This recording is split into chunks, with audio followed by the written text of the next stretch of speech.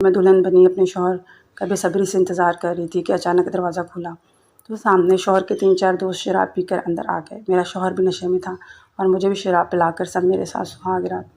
नाजरीन, मज़ीद वीडियोस देखने के लिए चैनल को सब्सक्राइब कर दें। शुक्रिया। मेरा नाम नूर है और मैं 22 साल की खूबसूरत लड़की हूँ।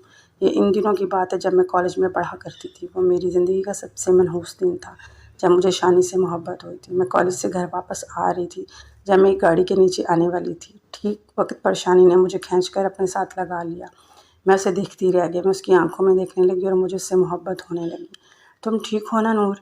शानी ने मेरी कमर पर हल्का सा हाथ रखकर पूछा। हाँ, मैं ठीक हूँ, मैंने खुद को उससे जुदा करते हुए कहा, क्योंकि उसके दोस्त मुझे ही देख रहे थे। आओ, मैं तुम्हें घर छोड़ आता हूँ, शानी ने कहा, लेकिन मैं कुछ ना बोली और वहाँ से चली आई। वो भी मेरे पीछे पीछे आने लगा और मेरा रास्ता रोककर कदमों के बल बैठ गया और कहने लगा, मुझसे शादी करोगी?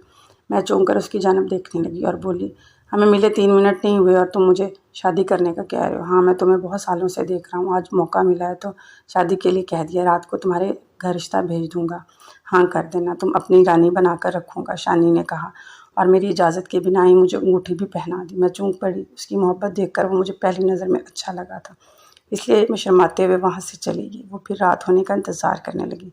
जब रात हुई तो शानी मेरे घर रिश्ता लेकर आ गया। अब्बू ने सोचने का वक्त मांगा, मगर ताया जान के बेटे ने उसी वक्त मना कर दिया और कहा कि तुम्हारी सारी ज़िंदगी घर बिठा लूँगा, मगर इस लड़के के साथ शादी नहीं करने दूँगा। मैं उससे शिद्दत से नफ़रत करती थी क्योंकि अब्बा से मुझसे ज़्यादा प्यार करते थे। मैं भी उस सबके सामने ज़िद पर खड़ी हो गई और अब्बा के सामने कहने लगी, अगर आपने मेरी शादी शानी से ना करवाई तो मैं उसके साथ घर से भाग जाऊँगी। ये बात सुनकर अब्बा घबरा गए और कहने लगे, मुझे कामरान पर यकीन है, वो तुम्हारे भले की ही बात कर रहा होगा, मगर तुम अपनी दुश्मन खुद बनी हुई हो। मुझे कोई एतराज़ नहीं। उस रिश्ते से अब्बा ने हामी भर दी। अब्बा को ये बात कैसे बताती कि वो जैसे अपना बेटा मानते हैं। वो 2 बार नशे की हालत में मेरे साथ ज़बरदस्ती करने की कोशिश कर चुका और एक बार काफ़ी हद तक कामयाब भी हो गया, मगर ये बात मानने से भी इनकार करता है कि उसने मेरे साथ कुछ बुरा किया। मेरा इस्तेमाल करने के लिए ही मेरी शादी नहीं होने दे रहा।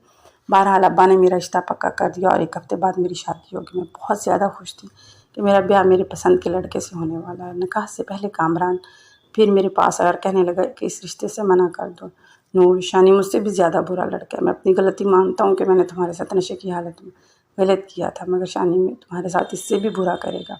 मत करो ये शादी। वो मेरा हाथ थाम कर मुझे प्यार से समझाने लगा। वो मुझसे निकाह कर रहा है, वो भी बिना मुझे हाथ लगाए। और तुमने क्या किया था?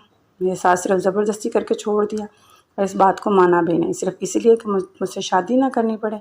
मुझे नफ़रत है तुमसे और शानी से बेपनाह मोहब्बत। मैंने खड़ी खड़ी उसे सुना दी। इतने में अब्बू भी कमरे में दाखिल हो गए और मेरा निकाह करके मुझे रुखसत कर दिया। मैं बहुत खुश थी। मैं जब रुखसत होकर अपने ससुराल आई तो मेरे नंद मुझे कमरे में छोड़कर वापस चली गई। मैं अपने शौहर का इंतज़ार करने लगी। जब 5 लड़के शोर करते हुए कमरे में दाखिल हुए और बेड के चारों तरफ बैठकर मुझे घेर लिया, सभी मुझे बुरी निगाहों से देखने लगे। हमारी भाभी तो बहुत ही खूबसूरत है, शानी के एक दोस्त ने कहा और हाथ मेरी तरफ बढ़ाया। मैं डर गई और चीख चीख कर शानी को पुकारने लगी। उसके दोस्त डरने की बजाय हंसने लगे। उनकी हंसी मुझे मज़ीद खौफज़दा करने लगी। मेरी आंखों से आंसू बहने लगे। तभी शानी पुरसुकून अंदाज में कमरे में दाखिल हुआ। उसे देख कर उसके दोस्त कुछ इशारा करने लगे। मैं मरकब समझ नहीं पाई। शानी ने इन्हें इशारा किया और कमरे से बाहर जाने का कहा। वो सभी कमरे से बाहर निकल गए। तुम कहाँ पर थे शानी? तुम्हारे दोस्त मेरे कमरे में क्यों आए थे? मुझे बहुत डर लग रहा था इन सबको देख कर। मैं धीरे से कहा। शानी ने कोई जवाब नहीं दिया और कमरे की लाइट बंद कर दी। अगले दिन शानी का मूड कुछ ऑफ था। वो दूसरे कमरे में अपने दोस्तों के पास ही रहा। रात के वक्त हमारा वलीमा था। मुझे पार्लर जाना था। मैंने शानी से कहा, मुझे पार्लर छोड़ा है। उसने जाने से इनकार कर दिया और कहने लगा, बाहर गाड़ी खड़ी है, उसमें बैठ कर चली जाओ। मैं उदास हो गई और अकेले ही पार्लर चली आई। मैं सारा दिन शानी के बारे में ही सोचती रही कि एक ही रात में कैसे बदल गया। फिर मुझे लगा शायद अपने दोस्तों के सामने मुझ पर रौब जमा रहा। बहरहाल मैं तैयार हो गई और पार्लर से अकेले ही घर जाने लगी।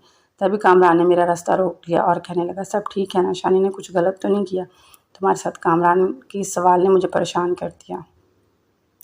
तुम कहना क्या चाहते हो? वो मेरा शौहर है, मेरे साथ गलत क्यों करेगा? मैंने कहा, तुम इसे जानती नहीं हो, मगर मैं जानता हूँ। अच्छे से ये मोबाइल अपने पास रख लो, तुम्हें ज़रूरत पड़ सकती है। कामरान ने ज़बरदस्ती छोटा सा मोबाइल मुझे थमा दिया और वहाँ से चला गया। मुझे समझ में नहीं आ रहा था वो मेरी फ़िक्र कर रहा था या शानी के ख़िलाफ़ मुझे भड़का रहा था। रात को वलीमा ख़त्म हुआ और हम घर जाने लगे। नूर, मुझे अपना मोबाइल देना, मुझे कॉल करनी है एक। वलीमे के दौरान शानी ने मुझसे मेरा मोबाइल ले लिया। मैंने इस बात पर कुछ ख़ास तवज्जो नहीं दी और फिर हम घर वापस आ गए। मैं अपने कमरे में आई और वॉशरूम करने चली गई और अपना पर्स वहीं छोड़ आई। मैं बेड पर बैठकर शानी का इंतज़ार करने लगी। वो कमरे में अभी तक नहीं आया था। मैंने उसे कॉल करने का सोचा। जब वो मोबाइल उठाने लगी तो याद आया कि मेरा मोबाइल तो शानी के पास है। शानी से रब्ता कैसे करूँ, मैं यही सोच रही थी कि जब शानी कमरे में दाखिल हुआ। उसे देखकर मैं मुस्कुराई। मेरी मुस्कुराहट गम में तब बदली जब शानी के साथ उसके दोस्त कमरे में दाखिल हुए और दरवाज़ा अंदर से बंद कर दिया। शानी ने ये सब किया है, तुम्हारे दोस्त क्यों कमरे में आए हैं? मैंने डरते हुए शानी से पूछा। तुम्हारे साथ एंजॉय करने आए हैं, शानी ने इतना कहा और सुकून से सोफे पर बैठकर शराब पीने लगा। और इसके पांचों दोस्त मक्खियों की तरह मेरे इर्द गिर्द घूमने लगे और फिर मेरे साथ ज्यादती करने लगे। मैं रोने चिल्लाने लगी और शानी को ये सब रोकने का कहा, लेकिन मगर वो सख्त नशे में था और उसके दोस्त भी नशे में थे। मैं अपनी जान मुश्किल से बचाकर वॉशरूम में भागी और आईने में अपनी हालत देखकर रो पड़ी। फिर मुझे कामरान का ख्याल आया। मैंने उसके दिए हुए मोबाइल से उसे कॉल की। मैं सिर्फ रो रही थी, मुझे बोलने की हिम्मत नहीं हो रही थी। वो समझ गया था कुछ गलत हो रहा है। बाहर वो सब लड़के भी दरवाज़ा खटकाते रहे थे। मैं खुद को वॉशरूम में बंद किए हुए थी। हमारा घर करीब ही था। कामरान मेरे अब्बू और पुलिस के साथ वहाँ पर आया और सबको गिरफ्तार कर लिया, मुझे घर ले गया। मैं रो रो कर बुरा हाल था। पुलिस से मालूम हुआ ये सब दोस्त मिलकर ऐसा ही करते हैं, एक दोस्त लड़की से शादी करता है और सब मिलकर सुहागरात मनाते हैं। इस तरह वो पकड़े नहीं जाते और कुछ माह बाद लड़की को छोड़ देते हैं। अगले ही दिन शानी ने मुझे तलाक दे दी। वो अब जेल में है। मैंने हंसना मुस्कुराना खाना पीना सब कुछ छोड़ दिया था। मैं शर्मिंदा थी अपने घर वालों के सामने, मगर अब्बू ने मुझे माफ़ कर दिया और मेरी शादी कामरान से करवा दी। वो भी मुझसे शर्मिंदा था क्योंकि सबसे पहले उसने मेरे साथ हद पार की थी। मुझे कुछ वक्त लगा शानी को भूलने और कामरान को अपनाने में, मगर मैं अब खुश हूँ। कामरान अच्छा शौहर बना है और मेरा बहुत ख्याल रखता है, सबसे बढ़कर मेरी इज्जत करता है।